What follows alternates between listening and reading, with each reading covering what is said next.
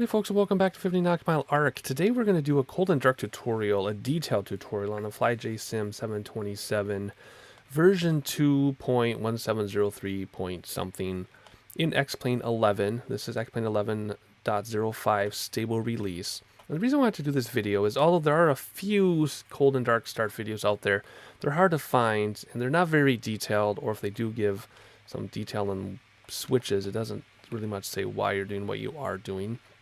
So what I've done is I've taken the built-in checklist for this aircraft, which just gets you going, and I've taken the real checklist from a real Boeing 727. I've put them together to have my own startup checklist and flight checklist, I guess. Now, if you do watch my other videos, you know we kind of go through this every single time we start the aircraft because we have to.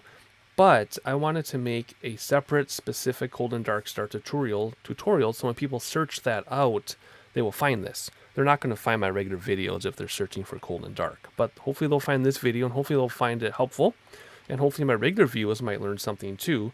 So if you do find it helpful, please like and subscribe to the channel, leave questions and comments down below, and I do respond to questions, so I will see it. So with that being said, let's get started here because it is a long process and this is going to be a long video, I can already tell. So let's get going. Now this is currently in a colder and darker state than I normally am in before I start a video. So before I even start a video, what I'll do is I'll push Shift F1 together, and that will bring the rear stairs down. So that's kind of why we're starting on Pullman, so there's not a jetway. Of course, in real life they may bring stairs to that front door by the sun, the word sun, but in this case we're just near the rear stairs because that front door doesn't open, at least not right now.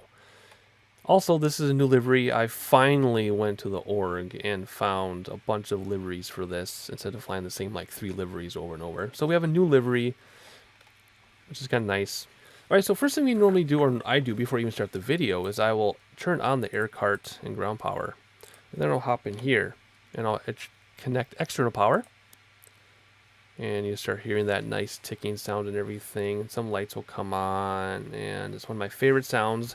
So normally when I start a video, we are out here like such, and I have all that going.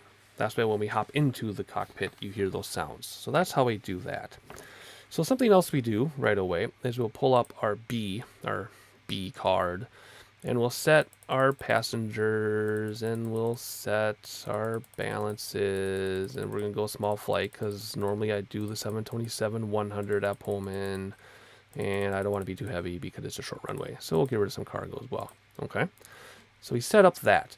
Then we'll set our fuel, which is this plus and minus here, and if you go down to trip distance, it'll tell you exactly what your distance will be in a perfect world. And let's just do 626 for the sake of this demonstration. All right, so let me close the B card and we're done with that.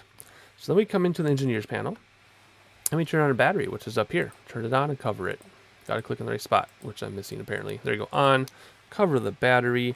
We're going to start this APU, which in 11.10 of X-Plane will have its own presets.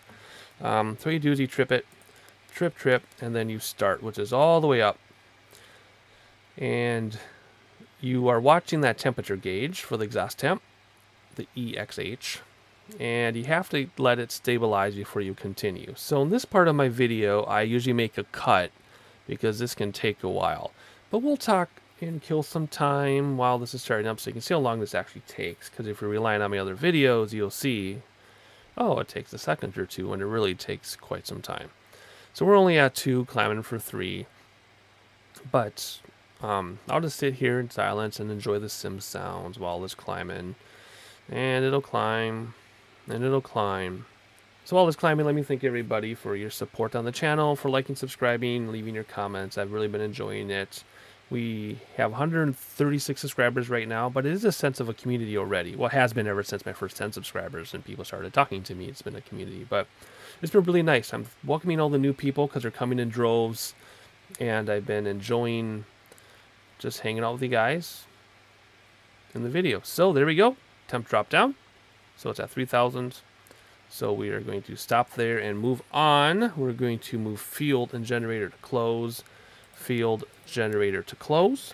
And if we come back to engineer panel, that should have kicked external power off automatically, and it did. So now we're running off APU power. So this is where we'll turn on some of our lighting. We'll turn on our logo light, wing light, beacon, things like that. We can also come back to the engineer station and turn on these lights if you want to. There are fluorescent lights you can turn on if you want to. There's also a fluorescent light here too, if you want to turn that on. So you play with your lights at this point, both the exterior lighting and interior lighting. You can turn on no smoking and fasten seatbelts as well at this time, or you can actually turn those on before people board. That's up to you. Then we'll arm the emergency lights, which is arm and cover it. You can actually just cover it, it'll turn it on. So then if we come all the way up, we'll test our stall warning, which we don't want to hear because that means you're in a deep stall, and a deep stall on this aircraft is very, very bad. But on the where is my preset for the stuff? Okay, so also on the conversation of testing things, if you want, you can also come down here and hit system test, and it'll go through every single command possible and test it. And you can listen to that. That's going to go on for a long time in the background, so we'll just let that run. Hopefully you can hear me over that. But let's come back up to here, turn on our window heat.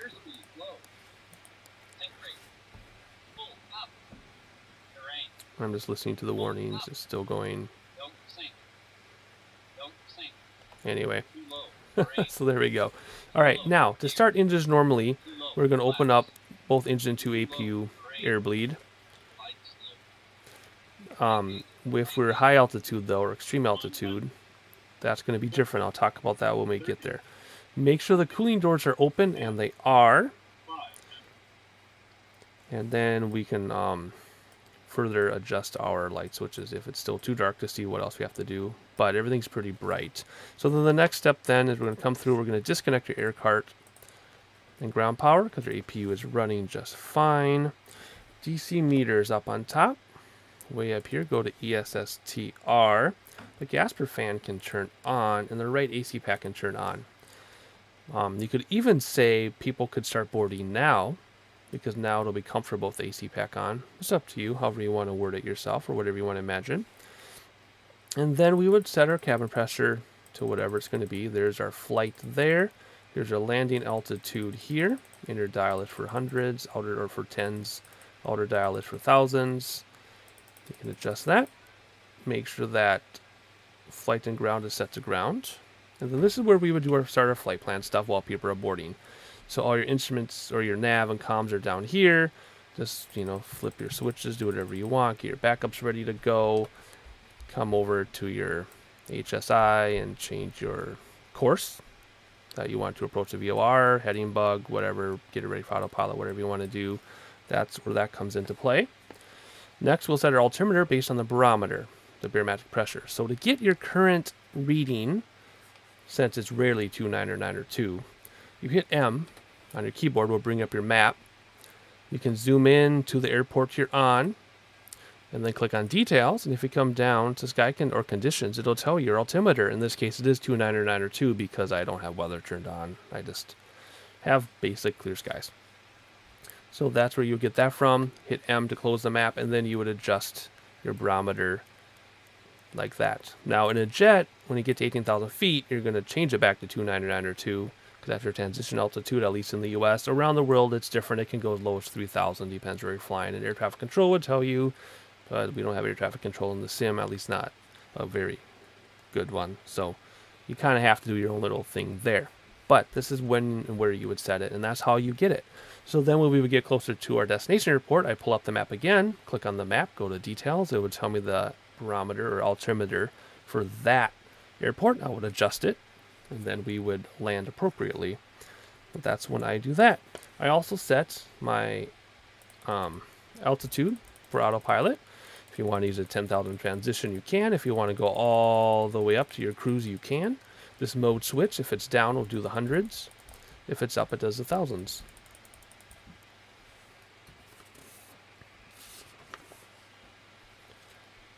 So we're going to head back to the lower engine gear station and turn on all 8 fuel pumps.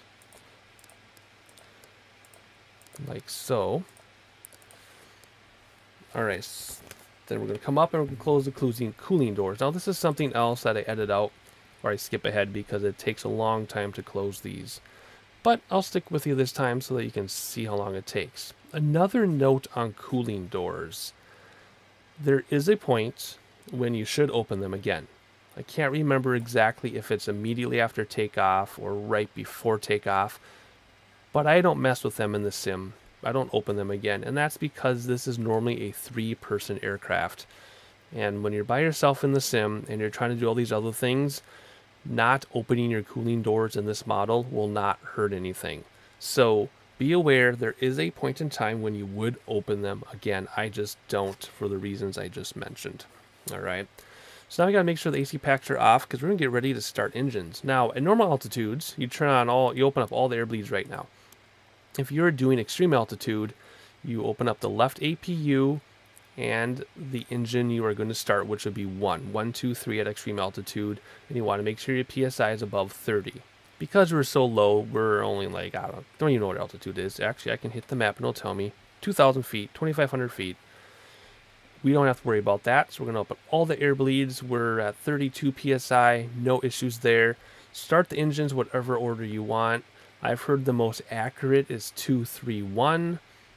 I really don't know. You ask 5 people, you'll get 6 answers depending on their mood. Just be aware, extreme altitude above, gosh, I don't know, above 8,000 feet, something like that. I'm not exactly sure, but somewhere when you're getting up there, you do things a little differently, which I just talked about. So before we start engine 2, though, we're going to call our ground crew. And what you do is you pop outside, and you have to look where you're going to go. And I'm going to go to the left. So I'm going to turn on my ghost. And I'm going to go to the right. And I'm going to adjust my angle like this. And I'm going to bring this in a little bit. So that's where we're going to go. So now what you do, you release the parking brake, hit auto, and it will taxi or push you back to where you want to go. So now, conventionally, you start your engines as you're getting your pushback. So now we'll hop back inside. Hit ground on engine start, so we can cover it. Hop down to our gauges, and when N2 for engine 2, because that's what we did first, right here in the middle, when that gets to 25, we'll introduce fuel. So we sit here and we watch it, and you'll know if you're too high in altitude because this won't climb, and you'll have to do that other trick I showed you for starting engines. That's your indicator you're at high altitude. But we're low enough, we're fine. So there's 20 already. And then there's 22 and 24. By the time we get back here, we'll be ready to go. So we'll introduce fuel. And once we get more presets in X-Plane 11.10, I will have a preset just for this. So what you should do is watch N2 climb and stabilize at 60, and your oil pressure light will go out. And you just heard our ground switch go back to normal. So you're going to sit here, and I'm not going to make, I normally cut all this out. But for the sake of accuracy, I'm going to sit here with you, and we're going to watch this thing climb. Our pressure light should go out any second. Any second it should go out. You can see the sun because we're taxiing back. We can push back. The light went out, and there's 60. And if you look out a window, we're still getting pushed back. How nice is that? All right, let's hop up front. We'll do engine 3 next. We will go down to ground, and we'll cover it. And the same thing when it gets to 25. I think they're changed. When we get to 25, we will introduce fuel. And it's going to go faster and faster as the other engines are running. So there's 20 already. There's 22. By the time we get down, there'll be 25. There we go. And you've seen the other pressure light go out and stabilize. So we're just going to come up here. We'll do engine 1 and get moving here. And again. Now, if you want complete accuracy, you'll let them stabilize first. But we're just going to move right along. You've seen it once. It's just the same thing 3 times.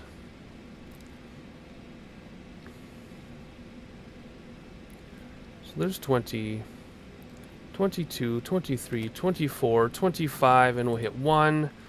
And you can watch the last oil light go out and watch it stabilize. And that is how you start your engines.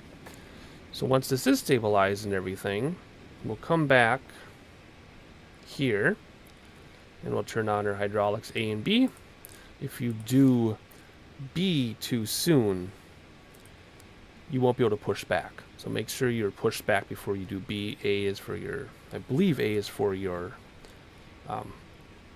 flaps and everything. So hydraulics A and B turned on. We'll come up to the upper engineer panel and we'll close all generator ties and fuel ties. All get closed. All those should be out.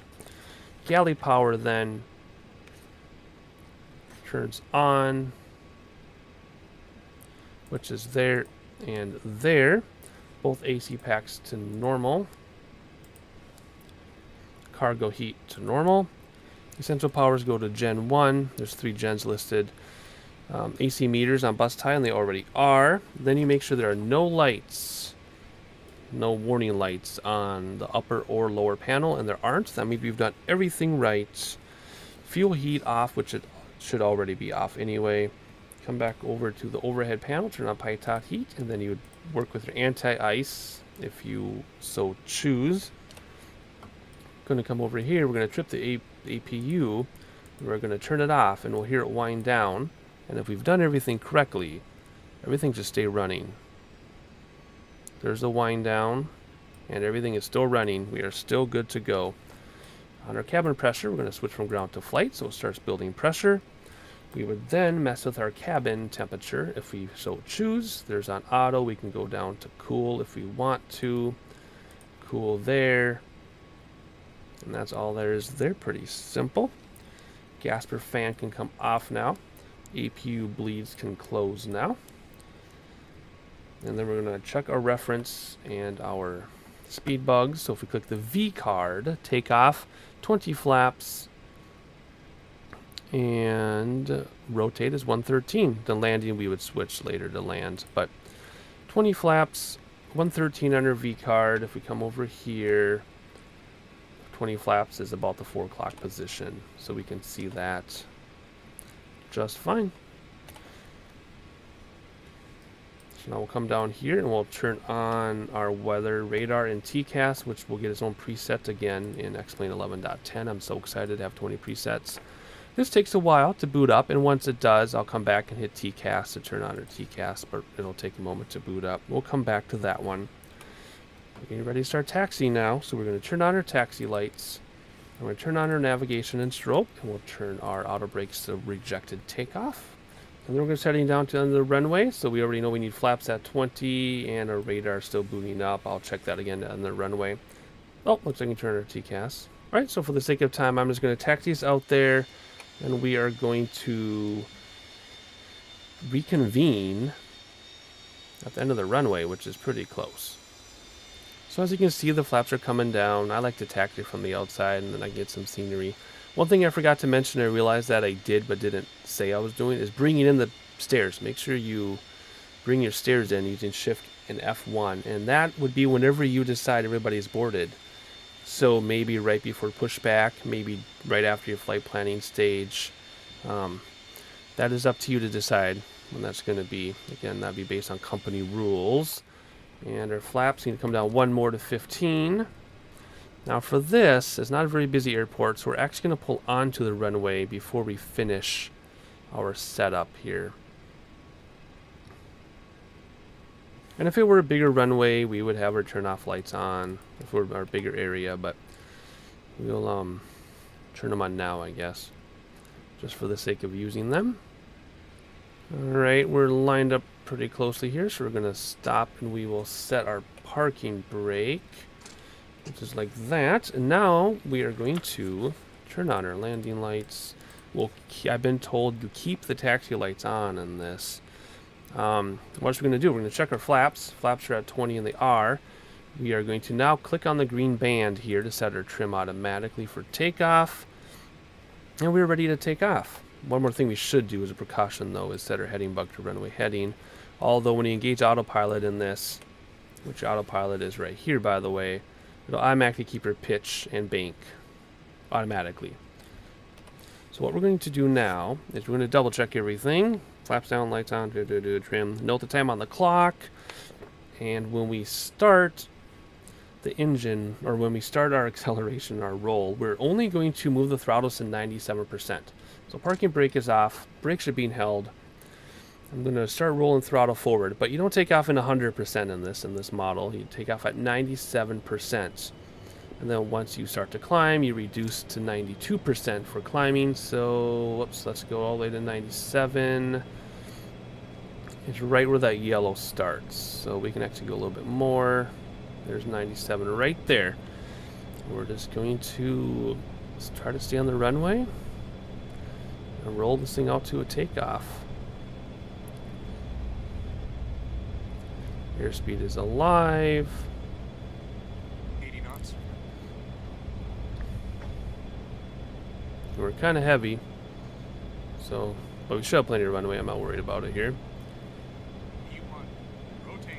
All right, we're going to rotate. Should be pretty easy if the trim is set. Shouldn't have to do much at all. Yep, and we are airborne. We have a positive rate, so gear up. Flaps are going to start coming in, and I'm immediately going to engage autopilot. And then we can use our flight director up here. If we're pointed up too much and we're losing speed, we can just use our flight director to control that.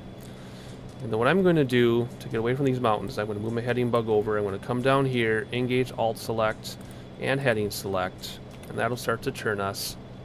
And if you want to know what the flight schedule is, we'll actually come over here. Your flight schedule then is right down there. That's your flight schedule. Learn it well. So because we're so low to the ground, then we would come over. Once you get some speed, we'll go down to autopilot and we'll engage IS hold, and then we will be on our way. So here we go, IS hold now. And if I had a flight plan, I would now commence slant alpha flying. But that's all there is to it. So only thing left then is at 10,000 feet, I would turn off my landing lights. And at 18,000 feet, I would reset my altimeter. But otherwise, this is slant alpha from here, and slant alpha is a whole nother ball game. I just reduced my throttles, by the way, because we were getting quite the acceleration, or quite the vertical acceleration, because we're holding at 250 knots. So anyway, that's it. Cold and dark start, very detailed. It's about half an hour long. Hopefully you got something out of it. And if you already know the aircraft, hopefully you learned something new, possibly.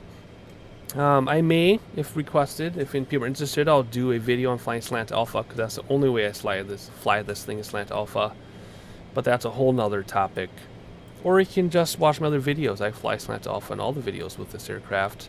However, I don't go to every VOR in the video. That would be too boring, too much of a good thing. But I do talk about it.